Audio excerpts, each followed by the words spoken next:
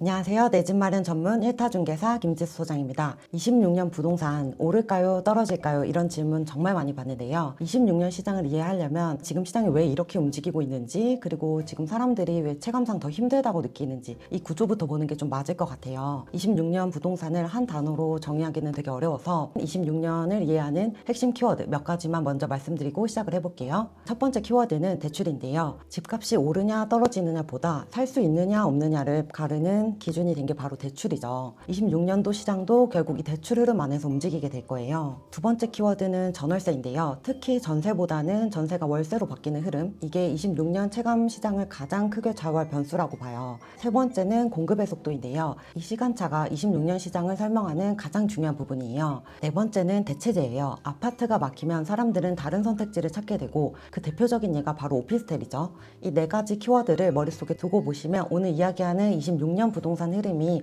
훨씬 이해하기 쉬우실 거예요. 그럼 이제 이 키워드들이 실제 시장에서 어떻게 연결되고 있는지 하나씩 풀어보도록 할게요. 25년 시장을 한 줄로 정리하면 이거였죠. 거래량과 가격이 엄청 올랐고 지금은 멈춘 시장. 연초에는 정치적인 불안 이슈까지 겹치면서 시장이 전반적으로 관망 분위기였어요. 거래도 많지는 않았고요. 그런데 서울은 좀 달랐죠. 일부 지역 토지거래 허가구역 해제, 그리고 그동안 눌려있던 대기 수요까지 한꺼번에 이렇게 움직이면서 서울 주요 지역들이 매달 신고가를 계속 썼었죠. 그 온기는 강남 3구 이외 주변까지도 빠르게 이렇게 퍼졌는데요.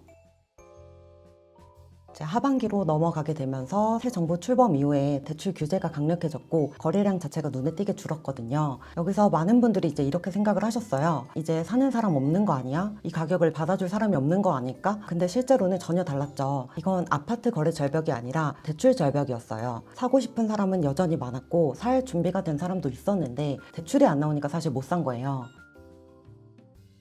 이 구조가 중요한 이유는 단순한데요. 대출이 조금만 풀려도 시장은 다시 움직일 수밖에 없다는 거죠. 지금 가격이 유지되는 이유도 수요가 아예 사라져서가 아니라 억눌려 있기 때문인데, 그래서 거래는 줄었는데 실제 성사되는 거래는 조금씩 계속 신고가를 경신하는 모습이 나오는 거고요. 그래서 26년을 이야기할 때 매매 가격보다 더 중요한 게 하나가 또 있어요.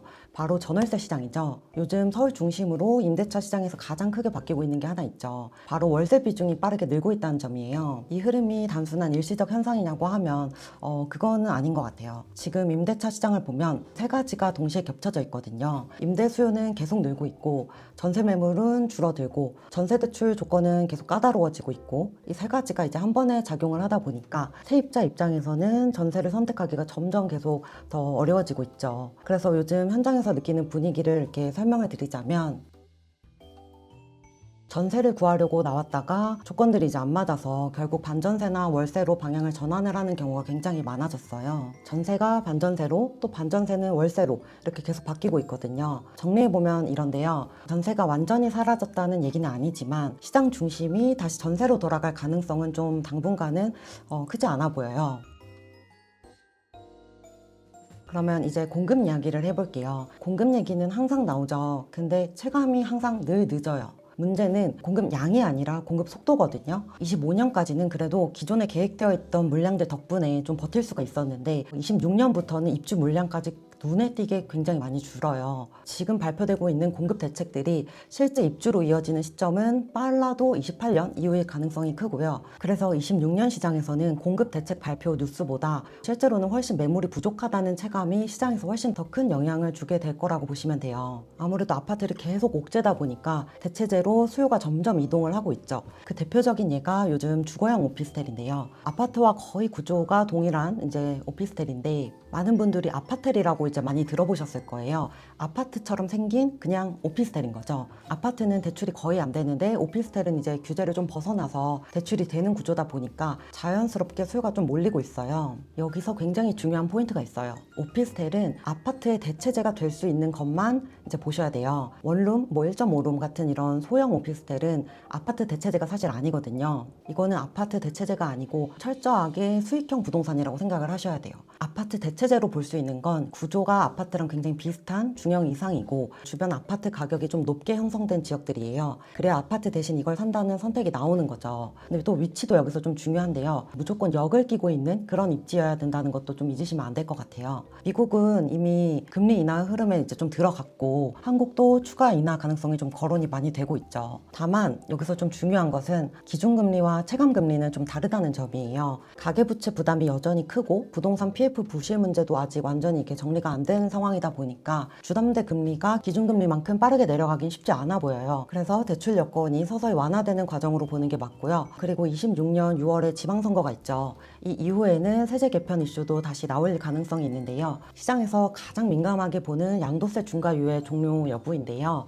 유예가 이게 종료가 되면 가격을 좀 조정을 해서라도 정리하려는 매물이 일정 부분 시장에 좀 나올 수 있어요. 근데 매물 출의 흐름도 이게 좀 달라질 것 같은데 매물이 쏟아져서 시장이 막 흐름이 전체적으로 다 무너진다 보다는 결국에는 수요가 있는 지역, 가격을 조금만 조정을 하면 또 빨리 거래가 될 수 있는 매물 위주로 조심스럽게 좀 정리가 되는 흐름으로 거래가 이어질 가능성이 크지 않을까 보여지거든요. 자, 정리를 해보면 이런데요. 26년 서울 집값은 급락 가능성 자체는 좀 낮아 보이고 원만하게 우상향을 하거나 고점 부근에서 계속 유지가 될 가능성이 높아요. 규제로 거래는 되게 위축이 됐지만 실제 거래가 성사가 되면 지속적으로 신고가를 조금씩 갱신하는 일이 계속될 전망으로 보여지거든요. 대신 이게 모두한테 좋은 시장은 좀 아니에요. 현금 여력이 있는 쪽과 그렇지 않은 쪽에 이렇게 딱 격차가 더 벌어질 가능성이 크고요. 그래서 지금 시점에서 가장 중요한 건 이거예요. 오를까 막 떨어질까 이런 걸 단순하게 맞추는 이런 문제가 아니라 내가 어떤 위치에 지금 있는지 그리고 내가 감당 가능한 선택이 어떤 선택인지 이런 걸 좀 차분히 점검을 하는 거예요. 26년 부동산 시장은 누군가한테는 완전 기회가 되고 누군가한테는 부담이 더 커지는 구간이거든요. 숫자보다는 구조를 이해하면 판단은 훨씬 더 편해지실 거라고 이제 생각이 됩니다. 지금 내 가용 현금에서 어떤 아파트를 선택해야 할지 고민된다면 고정 댓글에 있는 1타중개사로 문의주세요.